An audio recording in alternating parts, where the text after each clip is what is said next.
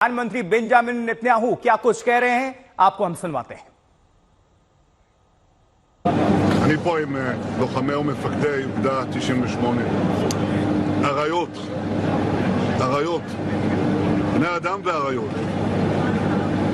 הם חוו חוויות קשות מאוד, עזבו את הכל מהבית, באו הנה, חנו כאן בכביש קילומטרים, הצטיידו, יצאו לשטח, נלחמו כאריות מול מחזות זוועה שאי אפשר לתאר, והמשיכו להילחם ונפלו וקמו והמשיכו.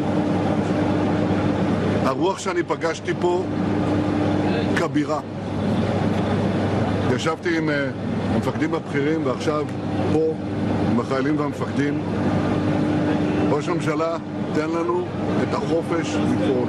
זה מה שהם אומרים, תן לנו את החופש לפעול. אנחנו נכה אותם שוק על ירך, ואנחנו נבטיח את עתידה של מדינת ישראל, ויש לך פה את הטובים ביותר, גיבורים ממש, ואני מצדיע לכם, לכל אחד מכם.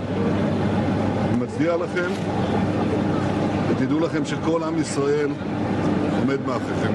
עם ישראל עומד מאחוריכם, סומך עליכם, ויחד ננצח.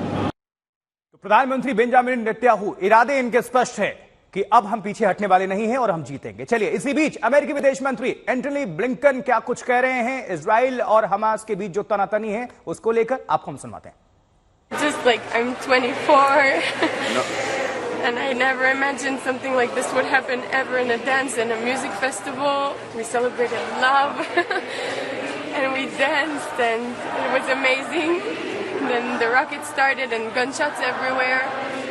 We managed to escape, but there were a lot of friends that didn't, and there are a lot of friends that are kept captive now in Gaza. And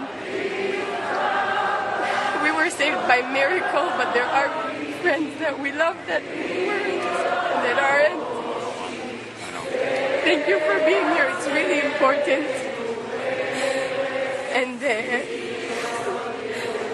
if there's any way to help, like first priority are our friends and family that are now in Gaza. We're strong here, we're powerful here, in this place, now in Tel Aviv and everywhere.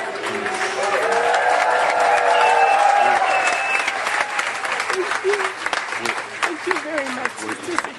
We're thinking of them and trying to do everything we can. I know. We want to bring them home. Thank you so much for being here I'm so speaking sorry to you me. have to go through this. It means a lot. और ये जो तस्वीर आपको दिखा रहे हैं, अमेरिकी विदेश मंत्री एंटनी ब्लिंकन को देख रहे हैं और Israeli prime minister Benjamin Netanyahu को आप सुन रहे हैं और देख रहे हैं, और किस तरह से दोनों देशों के बीच ये आपसी जो संबंध है प्रगाढ़ होते हुए, और इस संकट की घड़ी में इजराइल के साथ अमेरिका पूरी तरह से स्टैंड करता है। और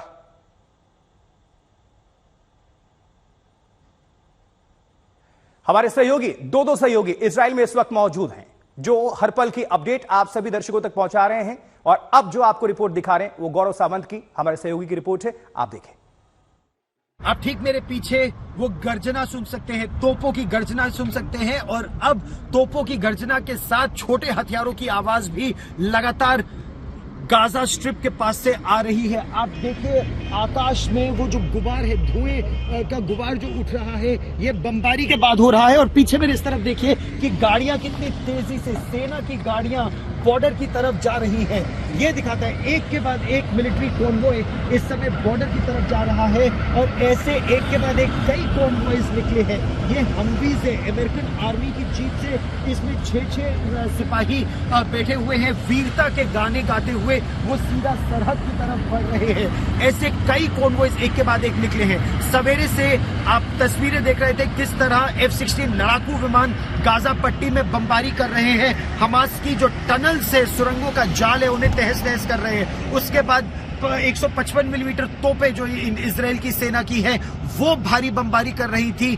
जो हमास के ठिकाने हैं उन्हें ध्वस्त किया जा रहा था। और अब धीरे धीरे ये सारी सेनाएं जो इजराइल की है, जिसको इजराइल कह रहा है कि उसके इतिहास में इतना तेज मोबिलाइजेशन कभी नहीं हुआ है कि 3 लाख सिपाही, जिनमें बड़ी संख्या दक्षिणी छोर पर और बड़ी संख्या उत्तरी छोर पर हिजबुल्लाह के थ्रेट को झेलने के लिए, हिजबुल्लाह के खतरे को झेलने के लिए उस सीमा पर भी जा रही है। और आंतरिक सुरक्षा के लिए पुलिस को हर जगह लगाया गया है। इजरायल में स्थिति लगातार बहुत गंभीर होती जा रही है।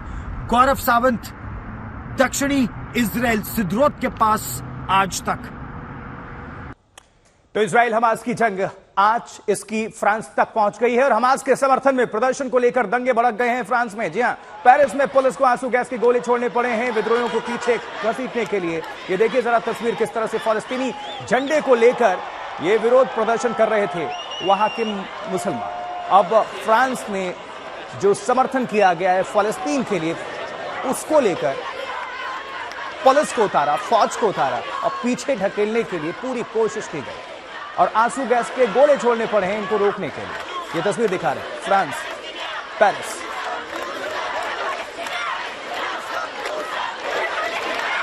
और इस युद्ध में दुनिया 2 खेमों में बंटती हुई नजर आ रही है। कुछ इजराइल का समर्थन कर रहे हैं तो कुछ फलस्तीन का।